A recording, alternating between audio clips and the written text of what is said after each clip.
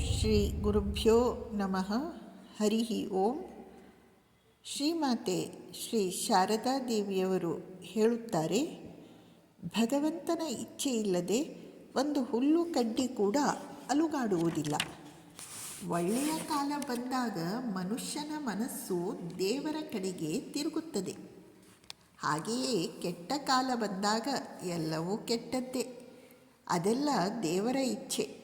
ಮನುಷ್ಯನಿಂದ ಎಲ್ಲವನ್ನೂ ಮಾಡಿಸುವವನು ಅವನೇ. ನರೇಂದ್ರನಿಗೆ ಸ್ವಂತ ಶಕ್ತಿಯಿಂದ ಏನನ್ನಾದರೂ ಮಾಡಲು ಸಾಧ್ಯವಿತ್ತೇ? ಭಗವಂತ ಮಾಡಿಸಿದ್ದರಿಂದಲೇ ಅವನಿಗೆ ಅವನ್ನೆಲ್ಲ ಮಾಡಲು ಸಾಧ್ಯವಾಯಿತು. ಭಗವಂತನಿಗೆ ತಾನೇನು ಮಾಡಬೇಕೆಂದು ತಿಳಿದಿದೆ. ಮನುಷ್ಯ ಅವನಲ್ಲಿ ಸಂಪೂರ್ಣ ಶರಣಾದರೆ ಆಗ ಭಗವಂತ ಏನನ್ನು ಬೇಕಿದ್ದರೂ ಮಾಡುತ್ತಾನೆ.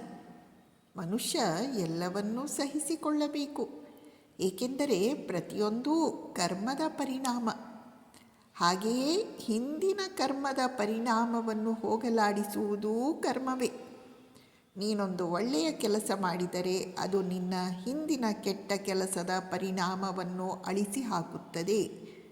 ಭಗವಂತನ ಪ್ರಾರ್ಥನೆ, ಸ್ಮರಣೆ ಹಿಂದಿನ ಕೆಟ್ಟ ಕೆಲಸಗಳ ಪರಿಣಾಮವನ್ನು ಇಲ್ಲವಾಗಿಸುತ್ತದೆ.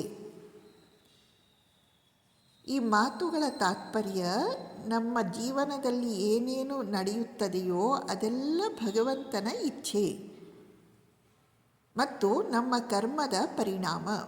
ಆದ್ದರಿಂದ ನಾವು ಪ್ರತಿಯೊಂದನ್ನು ಸಹಿಸಿಕೊಳ್ಳುವುದನ್ನು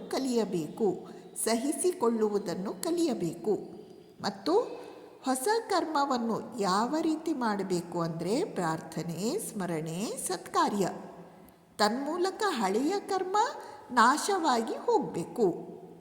ಮನುಷ್ಯನ ಪಾಲಿಗೆ ಇರುವ ದಾರಿ ಇದೊಂದೇ. ಶ್ರೀಮಾತೆಯವರು ಹೇಳುತ್ತಾರೆ, ನಿನಗೆ ಬೆಳಕು ಬೇಕಾದಾಗ, ನಿನಗೆ ಯಾವುದಾದರೂ ಸಂದೇಹ ಅಥವಾ ಕಷ್ಟಗಳು ಬಂದಾಗ ಭಗವಂತನನ್ನು ಪ್ರಾರ್ಥಿಸು.